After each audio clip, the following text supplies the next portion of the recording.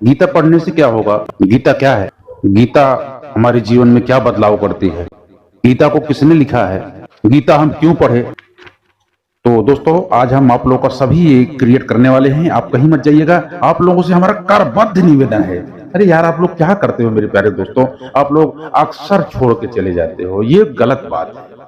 यदि आप हमारा पूरा वीडियो देखेंगे नहीं तो आप जानोगे कैसे कि हम क्या बताने वाले हैं और क्या हमारा कहने का तात्पर्य है। आधा अधूरा आप छोड़ दोगे, आप बोलोगे वीडियो अच्छा ही नहीं है, और इससे हमारा एल्गोरिथम भी खराब होता है। हमारा यूट्यूब चैनल हमारा चैनल को आगे नहीं भेजता। आज हमारी कंडीशन थोड़ा सा गड़बड़ हो गई। दोस्तों, आप लोग प्यार दीजिए हमको भरपूर और हमारी वीडियो को पूरा देखिए और आप समझिए, आपकी ही समस्याओं का हल इसमें सब मिलेगा। इसमें आप लोगों को कोई भी दिखावा नहीं, कोई भी बनावटी नहीं, सब परफेक्ट देखिए। तो नमस्कार दोस्तों, हमारे मोटिवेशनल आरके ब्लॉग चैनल में आप सभी का बहुत बहुत स्वागत है। तो आप लोग जो चैनल में नए हो, चैनल को सब्सक्राइब कर बेल आइकन प्रेस करना और वीडियो को पूरा देखना। दोस्तों, हम एक बार फिर कहते हैं, तो दोस्तों, बुद्धिमान व्यक्ति जो होता है कष्ट और कामना से ऊपर कर्तव्य को रखता है। महाराज, गीता पढ़ने से हमें क्या मिलता है, ये प्रश्न है, तो इसको हम बताते हैं। ज्ञान से हमें आत्मिक मजबूती मिलती है। यदि वास्तव में गीता आपने पढ़ी है तो आप दृढ़ इच्छा शक्ति, आत्मबोध, आत्ममंथन, परिस्थितियों कैसी भी हो, अपने कर्तव्य से मजबूत उसको सामना करने का हमको साहस मिलता है।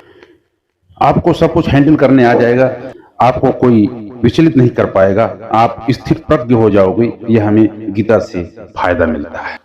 सब कहते हैं इसलिए हम माने, आत्ममंथन करो, सत्य तुम्हारे सामने होगा। कमजोर आदमी की ये निशानी है कि वह अपने आप को बचाता फिरता है और दुनिया का नाश करता है। मजबूत व्यक्ति जो भीतर से होता है वह इस दुनिया के लिए कल्याणकारी हो जाता है। जो दूसरे का हित आगे रखता है, अपना अहित होता है तो भी उसे कोई फर्क नहीं पड़ता, उसे बुद्धिमान कहते हैं, उसे स्थिर प्रज्ञ बोलते हैं, आत्मनिष्ठावान बोलते हैं।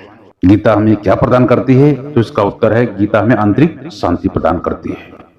2 रुपए के लिए कमजोर व्यक्ति अपने फायदे के लिए किसी की 2 लाख का नुकसान करवा देगा, परंतु जो व्यक्ति दूसरों का भलाई चाहता है, भला इंसान है, वो अपना लाखों का नुकसान सह के भी किसी का 1 रुपये का नुकसान नहीं करना चाहता। इस प्रकार हमें गंगा में स्नान करने से पवित्र होते हैं, उसी प्रकार हमें गीता ज्ञान गंगा में नित्य स्नान करने से चेतना हमारी शुद्ध होती है।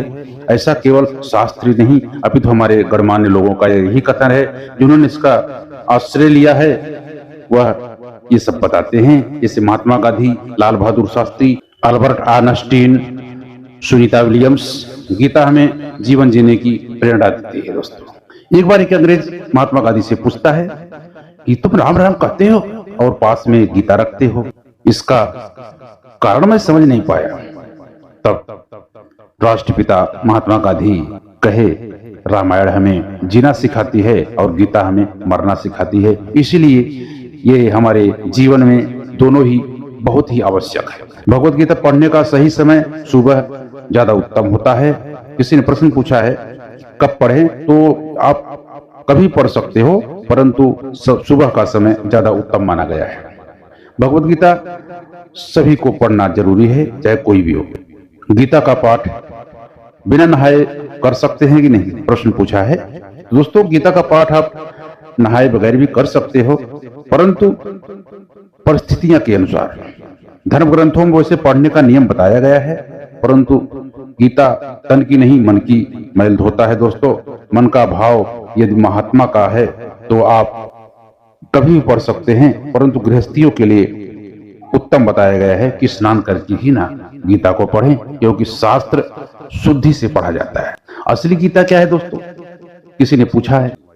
भगवत गीता गोरखपुर की असली है। गीता हमें पढ़ना चाहिए, कौन सा अध्याय पढ़ना चाहिए, प्रश्न पूछा है। गीता तो हर श्लोक वैसे लाभदायक है, परंतु श्राद्ध में गीता का 7वां अध्याय पढ़ना चाहिए, इससे आत्मा को शांति प्रदान होती है। गीता पढ़ने का क्या नियम है? गीता पढ़ने का, पाठ करने का नियम, पहले श्री गणेश, उसके बाद श्री कृष्ण का ध्यान करके करना चाहिए। गीता स्त्रियों के बारे में क्या कहती है? तो दोस्तों, स्त्रियां गीता जो है पढ़ सकती हैं।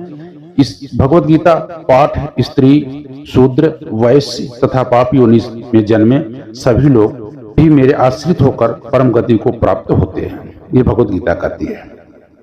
तो इसको कोई पढ़ सकता है दोस्तों, उनको सबको पाप से मुक्ति मिलती है। गीता कौन लिखा है, गीता रचना किसकी है दोस्तों? गीता महर्षि वेदव्यास द्वारा कथित श्री गणेश सिद्धिदाता के द्वारा लिखित है। गीता ग्रंथ की महानता यह है दोस्तों, ये सबसे प्रभावशाली ग्रंथ है। भगवत गीता प्राचीन भारत में आध्यात्मिकता ज्ञान का शाश्वत संदेश देती है। गीता के अनुसार पाप क्या है? अहंकार पूर्वक स्वार्थ पूर्ति के लिए किया गया समस्त कर्तव्य पाप योनि की श्रेणी में आता है मित्रों, चाहे वह स्वार्थ के लिए हो या किसी और अपने कार्य के लिए हो।